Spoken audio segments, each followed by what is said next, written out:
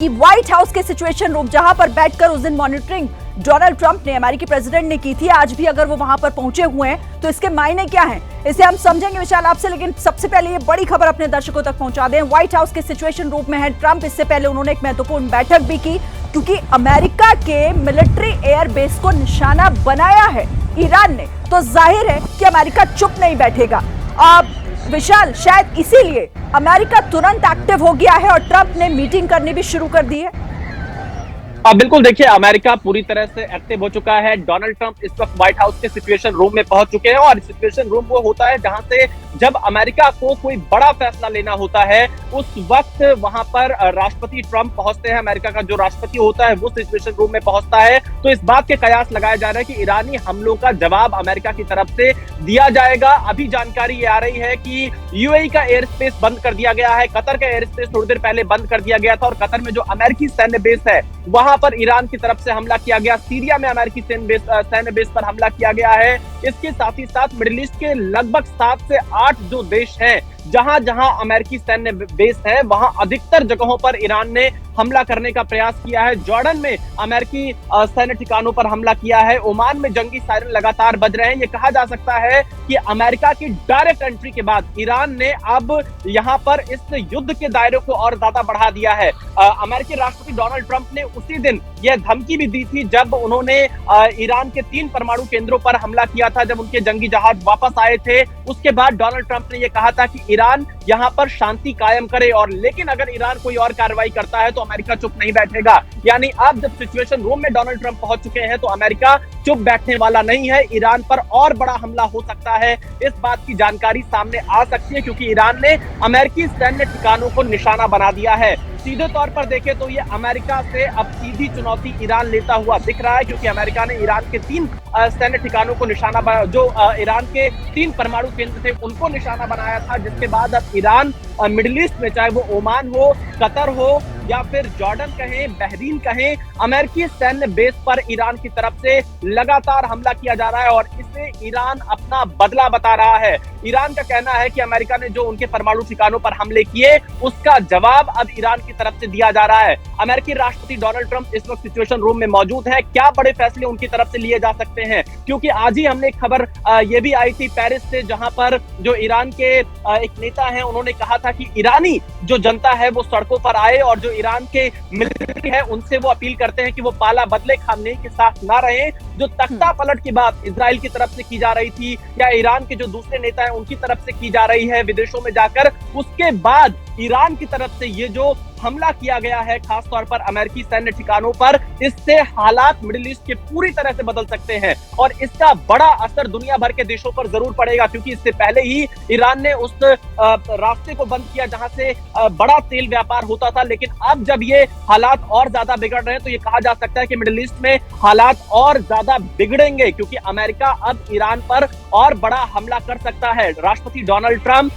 इसके साथ ही साथ उपराष्ट्रपति जेडी वेंस और अमेरिका के विदेश मंत्री, अमेरिका के रक्षा मंत्री, सीआईए प्रमुख और अमेरिका के इंटेलिजेंस विभाग की जो प्रमुख है, और इस बीच एक और बड़ी खबर आ रही है विशाल, आप देखिए ईरान आक्रामक तरीके से जवाबी कार्रवाई कर तो रहा है लेकिन किस तरह से उसके हौसले भी बुलंद है इस युद्ध को लेकर। एक और बड़ी खबर, ईरान ने इस मिशन को जो उसकी तरफ से किया गया है ये गुड न्यूज ऑफ विक्ट्री नाम इसे दिया गया है। तो गुड न्यूज ऑफ विक्ट्री ये ऑपरेशन जो ईरान ने आज शुरू किया है और अलग अलग जगहों पर अमेरिका के मिलिट्री बेस पर जो अटैक किया है, इसे गुड न्यूज ऑफ विक्ट्री, क्योंकि लगातार ईरान इस युद्ध में हमले कर रहा है और वो कह रहा है कि इसी तरीके से दुश्मनों को सबक सिखाएगा और वो अपने दुश्मनों पर अटैक कर रहा है लगातार। लेकिन जो विशाल कह रहे थे बिल्कुल सही बात कि इसका असर अब आगे क्या होगा, क्योंकि अमेरिका चुप नहीं होगा। इस good news of victory operation को जवाब किस तरीके से और किस नाम से दिया जाएगा अमेरिका की तरफ से, ये देखना अब काफी दिलचस्प हो जाएगा क्योंकि ये युद्ध का दायरा बढ़ रहा है। पूरे मिडिल ईस्ट में अब इसकी आग जो है वो भड़की हुई दिखाई दे रही है। आसमान में मिसाइलों का किस तरीके से देखने को वहां पर मिल रही है। और अमेरिकी एयरबेस को लेकर एक और बड़ी खबर, कतर में अमेरिकी सैन्य बेस पर हमला, ईरानी सेना की तरफ से ये कहा गया, ये बयान भी जारी किया गया है कि अमेरिका सैन्य बेस पर मिसाइलें दागी है हमने। अमेरिकी बेस पर हमले को लेकर ईरान की सेना का ये बयान ईरान ने जिस तरह से इसे गुड न्यूज ऑफ विक्ट्री पहले नाम दिया और अब ये कहना कि हमने निशाना साधा है विशाल, यानी अब ईरान खुद इसकी पुष्टि भी कर रहा है और गुड न्यूज ऑफ विक्ट्री वो अपनी मौजूदगी इस युद्ध में किस तरीके से दर्ज करा रहा है वो साफ दिख रहा है।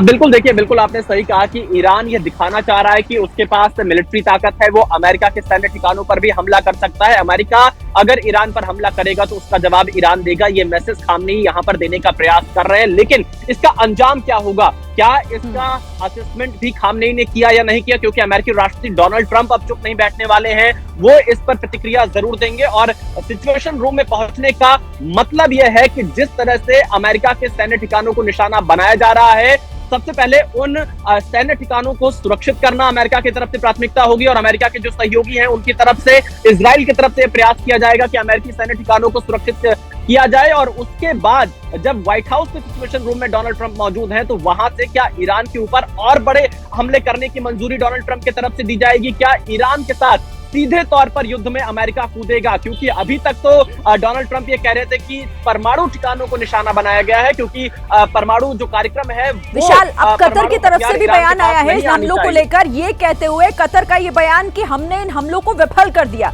यानी ईरान जिन हमलों को लेकर बयान जारी कर रहा था उसी पर अब ये कतर की तरफ से बयान कि जो हमारी तरफ हमले हुए थे, जो कतर में अमेरिका के मिलिट्री बेस को निशाना बनाया गया था, हमने उन तमाम हमलों को, उन मिसाइलों को विफल कर दिया है, नाकाम कर दिया है।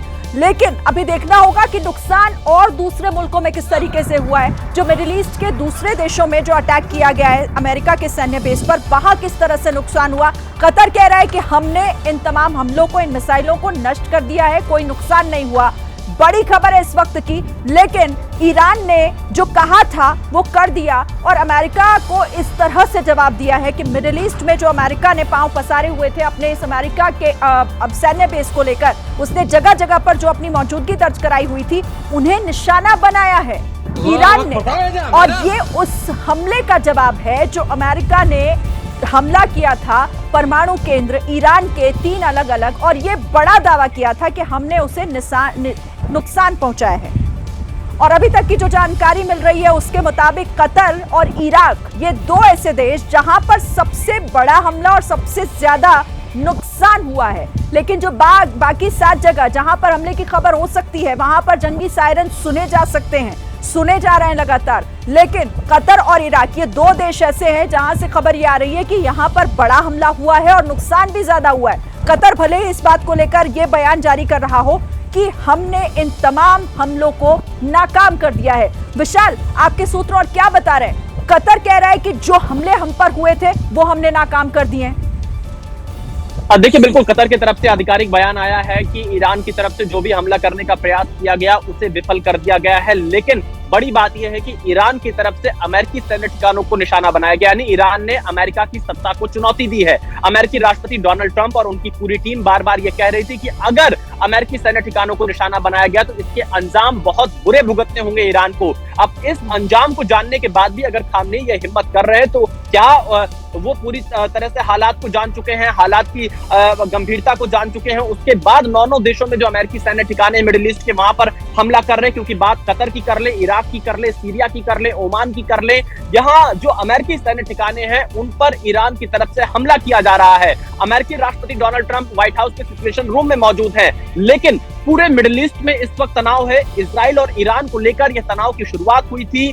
बार बार इजराइल कह रहा था कि परमाणु कार्यक्रम, परमाणु हथियार ईरान के पास नहीं होने चाहिए। उनको रोकने के लिए इजराइल की तरफ से मिसाइल हमला किया गया था। 11वां दिन है और उसके बाद अब सीधे तौर पर अमेरिका को चुनौती दे दी है खामनेई ने। यहां तक कहा जा रहा है कि खामनेई को अब घर के अंदर भी अगर चुनौती मिल रही, जिस तरह पेरिस से बयान सामने आया है, जो ईरान के खामनेई के विरोधी नेता हैं उनकी तरफ से कहा जा रहा है कि ईरान की मिलिट्री उनके साथ खड़ी हो जाए। तो क्या ईरान में आगे क्या होगा, अमेरिका क्या कदम उठाएगा, क्या ईरान के और इलाकों पर अब अमेरिका की तरफ से हमला किया जाएगा, क्योंकि इजराइल पूरी तरह से ईरान पर हमला कर रहा है। और खामनेई इस वक्त कहां है, क्योंकि लगातार इस बात की खबरें आती हैं कि इस सब के बीच में खामनेई लगातार बंकर में है, वहां से तमाम चीजों पर नजर बनाए हुए हैं। लेकिन अब डोनाल्ड ट्रंप को सीधे तौर पर खामनेई ने चुनौती दे दी है और इसीलिए डोनाल्ड ट्रंप इस वक्त व्हाइट हाउस के सिचुएशन रूम में मौजूद है। 9 अमेरिकी सैन्य ठिकानों को निशाना बनाना कोई आसान बात नहीं है और ईरान ने सीधे तौर पर डोनाल्ड ट्रंप को यह बहुत बड़ी चुनौती दी है मिडिल ईस्ट में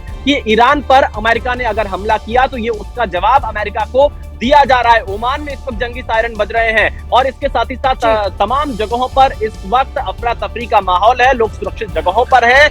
क्या डोनाल्ड ट्रंप कोई बड़ा फैसला लेने वाले हैं एक बार फिर से? क्या ईरान के तमाम ठिकानों पर अमेरिका की तरफ से हमले किए जाएंगे? अपडेट होगा हमें बताइएगा।